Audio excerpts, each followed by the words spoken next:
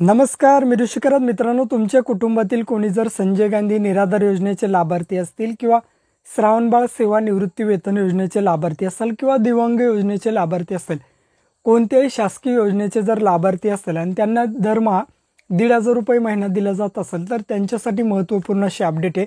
गेल्या 3 महिन्यापासून जर तुमच्या कुटुंबातील किंवा तुमचा जर पगार झाला नसेल तर त्यासाठी तुम्हाला काय करायचं आहे. आता या अगोदरच मी व्हिडिओ बनवला होता की 15 एप्रिलपासून तुमच्या खात्यावरती पैसे जमा व्हायला सुरुवात होईल. 2 महिन्याचा पगार हा जमा होईल.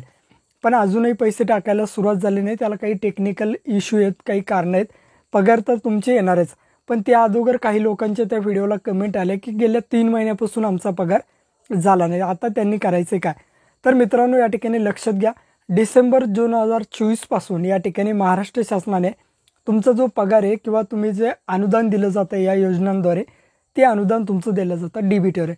डीबीटी म्हणजेच काय, डायरेक्ट बेनिफिट ट्रान्सफर. म्हणजेच तुमच्या आधार खात्याशी हे जे खातं लिंक असेल आधारशी, त्या खात्यामध्ये डायरेक्ट पैसे दिले जातात. हे दिले जातात केव्हापासून? डिसेंबर 2024 पासून.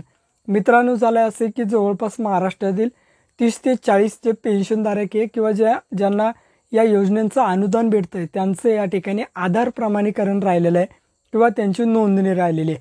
मग त्यांनी काय करायचं, गेल्या 3 महिन्यापासून तुमचा पगार झाला नसेल, तुमच्या तहसील कार्यालयाशी तुम्ही संपर्क करायचा. त्या ठिकाणी तुमचं आधार कार्ड असेल, बँक पासबुक असेल, काय तुमचे डॉक्युमेंट्स असतील ते नेऊन द्यायचे. तेथे तुमची नोंदणी करून घ्यायची ऑनलाईन पद्धतीने. नोंदणी केल्यानंतर हे झालं तुमचं पहिलं काम. आणि दुसरं काम म्हणजे तुमचं खातं हे आधार संलग्न करून घ्यायचं. तुमचं ज्या बँकेमध्ये खातं असेल, मग स्टेट बँक असेल किंवा बँक ऑफ महाराष्ट्र किंवा कोणतीही RRB असेल, म्हणजे प्रादेशिक बँक असेल, ग्रामीण बँक म्हणतो आपण त्याला, त्यापैकी ज्या बँकेत तुमचं खातं आहे त्या बँकेमध्ये तुमचं आधार कार्ड, पॅन कार्ड नेऊन द्यायचं आहे. त्या बँकेशी तुमचं आधार कार्ड हे संलग्न करून घ्यायचं आहे बँक खात्याशी. तरच तुम्हाला येणारा जो मार्च असेल किंवा एप्रिलमध्ये जो पगार येईल तो पगार क्लिअर येईल. अन्यथा तुम्हाला हा पगार येणार नाही. त्या संदर्भात लोकमतने सुद्धा या ठिकाणी एक न्यूज दिली होती. त्यामुळे लवकरात लवकर तुमचं खाते आधार संलग्न करा.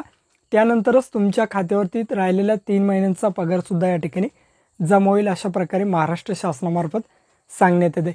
अशी अत्यंत महत्त्वपूर्ण अशी अपडेट आहे. भेटूया अशाच नवीन अपडेट्ससह, नवीन माहितीसह. जय हिंद, जय महाराष्ट्र.